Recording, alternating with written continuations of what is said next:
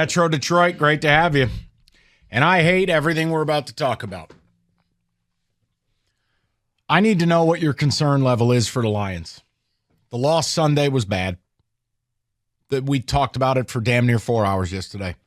Both Dan Campbell's end of game decision-making, the defensive game plan, and the injuries that you incurred. Well, the news got worse late last night where now C.J. Gardner-Johnson has a torn pec and is in all likelihood done for the year. When you add it to the list of you're not going to have James Houston until November, week 10. J-Mo's already gone through week 6. You have Taylor Decker injured. You have David Montgomery injured. You've got a brutally difficult game against Atlanta and a short turn to Green Bay on the road the following Thursday. Guys, I have to be honest. I mean, obviously, Sunday we talked about, Rico had a great question yesterday. Has it changed your expectations? Yeah, it changed mine. You're out, Dallas is in. Meaning it's San Francisco, Philly, Dallas as the three big dogs. I'm very concerned. And if you want to go scale of 1 to 10, I'm at about a 7. I'm at a 7 because I still can't trust Dan Campbell late game strategy. I'm at a 7 because somehow, some way, on your own 44, 4th and 2, 4th and 3, whatever it was, up 21-17. He's rolling bones at the casino. I'm at a 7 because defensively, you don't have a bookend to Aiden. You don't have a pass rush through 2 games. We still don't have Mosley out there, and I just think you lost the heartbeat of your defense in C.J. Gardner-Johnson. I told you guys, I loved that signing. I didn't like it. I loved it. He brought energy. I mean, he embraced he filled the void that Jamal Williams left, except for he didn't do and say weird things. But he was that guy that the entire city wrapped their arms around Jamal. He became the leader, especially after you beat Green Bay and he cried for this city. Come on. And then CJ comes in and puts on the mask and like, yes, we're going to be the villains. Why not us? And then he goes down for the year. I think you're going to beat Atlanta. But there is concern there because I think you're going to see Dan Campbell probably get even more of a gambler. He's going to do more 4th down plays. He's going to take more risk because he's going to have fewer players out there. So when he sees an opportunity to score, he's going to try and take advantage of it and not play as smartly. I'm not quite at 7. I'm at 6. Lose this game to Atlanta, and all bets are off. Look, the concern is the injuries as much as anything else, and the way they lost to Seattle. The idea that Geno Smith came in here again and cut them apart. The idea that Dan Campbell, towards the end of the game, 57 seconds left, 3 timeouts, and played for the tie. Did you hear the audio this morning? Yeah. Here, let me play this for the people. You want to know why I'm concerned? Here. David, do you have that? This is Dan Campbell from the morning show when he was asked about the strategy towards the end of the game. Listen to what he had to say. What planet does this man reside on? How did they agree? I don't speak for them. I'm just using the audio. I'm sorry, that just came out the wrong way. But how in the world you were playing for the end of game? So you were playing for overtime, is what you're saying. Instead of at home, sending all of those people home happy, the people who cheered for you and rooted for you the entire game, you had the ball. 57 seconds. And you're on timeouts in your pocket. Right, you're on their side of the field. You ran the Khalif Raymond play, gain 11 yards. You're at the 27. Like we did this yesterday. The idea that Mr. Aggressive played for a tie there or, quote, treated it like halftime, that concerns me. Right. I think C.J. Gardner-Johnson's an awesome player. That concerns me. Decker hurt, concerning. David Montgomery, multiple weeks, concerning. Like, we have a problem here. Right. I mean, if you were on your own 30-yard line with 57 seconds left, maybe you're just thinking field goal. But you're on their side of the field. 3 timeouts, guys. We're going to take a couple shots. We don't have to even go to the end zone.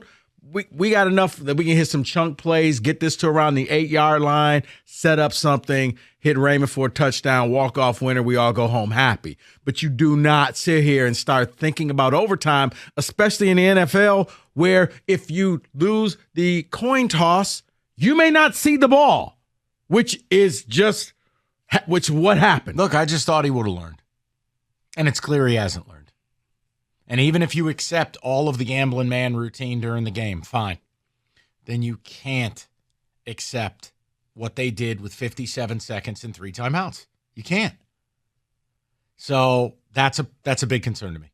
The NFL, it is a game of inches. It is a game of 5 or 6 plays or moments deciding your week. And the problem is we're going to keep coming back to this, and can I trust Dan Campbell to make that move? I know they love him. I know they play for him.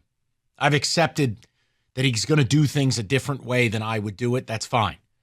But the end of the game, to not call that timeout until 26 seconds to go, I don't know what you were doing there. No, that. But I mean, when you hear the mentality of, well, I was just playing for these because I thought it was like halftime. It's like, no, Dan, if you score, the game's over. You win. They're not going to come back. And if you do it the right way, you could bleed the clock, but you're inside the 10-yard line to make sure that, okay, if we don't score now, we'll kick a field goal. It's a chip shot, but you set yourself up for some type of a play. This is where Jahmyr Gibbs will come in handy, run him out the wheel route in the backfield. You do something. You don't play for overtime at home. I'm sorry. Can I offer something that'll make me feel a little bit better about this team? Sure. And it's not like fantasy radio or like this whole wish on a star routine. There's a small trade they could make. And I kind of think it's necessary after seeing where they're at with Jahmyr Gibbs and how they might want to use him. I think I know what you're going to say. Reports are the Rams, Brad Holmes' old employer, are, quote, headed towards trading Cam Akers. He was a healthy scratch. And that's fine. I'm not telling you you're signing Walter Payton. The point I'm making is he's in the last year of his rookie deal. It won't cost much. It's clear you're not ready to have Jahmyr Gibbs tote the rock. He was completely ineffective running the ball. And if David Montgomery is hurt or just takes a little time to get back, I can't have Craig Reynolds in the game. Would you pick up the phone and call and try to acquire Cam Akers? I did think about that, and yeah, I think that is that's something I definitely would do. Just to see how much do you want him for. If you can get him for a 5th, 6th round pick, yeah, sure, gone. I'll make the trade. Because look, they're short on weapons. But here's the thing. You shouldn't have to. Because you drafted a running back. Rico, I'm trying to live in the now. Okay. You are not wrong for, all right, people, I'm going to say this to you since Rico won't listen to me. He is not wrong for what he's saying. You're going to get mad at Rico and go, see, he's doing, no, he's not. He was never on board with the running back at 12. Neither am I on principle. But once they did it, I was not going to knock the player. I wasn't going to knock Gibbs because I love Gibbs. But when you're in the moment now, he's got a right to say it because he never liked it. I'm in the here and now. I need an answer at running back because I cannot look at Craig Reynolds. I want to know where your concern level is, guys. And it's totally okay if you say RELAX. I will just tell you, this game Sunday is going to be more difficult than you realize. And Arthur Smith and his scheme and the way they run it and the 3-headed monster they have of Tyler Algiers, Bijan, Cordarrelle, they got Kyle Pitts, Drake London. Guys, you lose that game, which, by the way, you opened up as a 5-point favorite. You're a 3-point favorite. You lose Sunday, panic levels at a 10 because you're not the Bengals. You don't get to start out 0-2, 1-2, 2-3, and recover. And what did we all say? The one thing they could not do, get off to a slow start. Again, yeah. Dan Campbell, Month of September and October as coach, 2-15. That's You a great must stat. I didn't win realize that. games. And again, well, the team was bad his first year. That doesn't mean you have to start out 0-10. Well, they turned it around last year. You started 1-6. If you lose Sunday, it vaporizes what you accomplished in Kansas City. Right, because now you're going to Green Bay on 3 days rest. And you will have vaporized 2 home games. Yep. You cannot lose back-to-back home games and be taken seriously as a playoff team. 2 home games in the NFC, which now means 2 teams would hold the tiebreaker over you in the future. So I'd love to know where you're at with it. 248-539-9797. And while I'm not panicked, my concern level is rising. That Dan Campbell audio didn't do anything to make me feel better. But the injuries, along with the late game thing from Dan Campbell, I go, oh, man, we're kind of getting to the edge here. Rico, you lose Sunday and you got a short turnaround to a road trip to Lambeau. Really? You want your whole season on the line in week 4? Yeah, you lose Sunday and all that good feeling you had after Kansas City for 10 days. See, that's gone now. Man, that seems like last year. Losing to the Seahawks in essentially the same game you lost to them last year, instead of 48-45, 37-30, still featured a pick 6. It did. Still let Geno Smith cut you apart. But you had house money when you beat the Chiefs. So you're 1-1, and being realistic, most Lions fans thought that they would be at this spot. They just thought the games were going to be reversed. You lose to the Falcons, and now you're in a hole. Now all the people who said, oh, they're going to win 12, 13 games, well, that's going to be in question, especially when you had an opportunity to win the game and your coach played for I thought they overtime. could be an 11-6 team. But when you start losing, like, look, they shouldn't have lost to Seattle.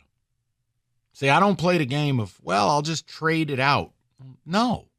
They beat Kansas City. No. I'm not trading it out. Well, Mike, no, that's you. That's your personality. I'm saying, but a lot of Lions fans can rationalize this loss by saying, well, we weren't supposed to beat Kansas City in the first place. But that's because they act like losers. I act like a winner. You don't rationalize losses. I can't. If they lose to Atlanta, they're clearly not who I thought they were. And I'm concerned that the injuries are adding up, and this coach still in a late game spot didn't run the game right in my way. I still don't know how you could sit here with a straight face and say, well, I was just playing this like it was going into the half and we were just going to use the overtime. Like, Coach, you may not get the ball in overtime. 248-539-9797.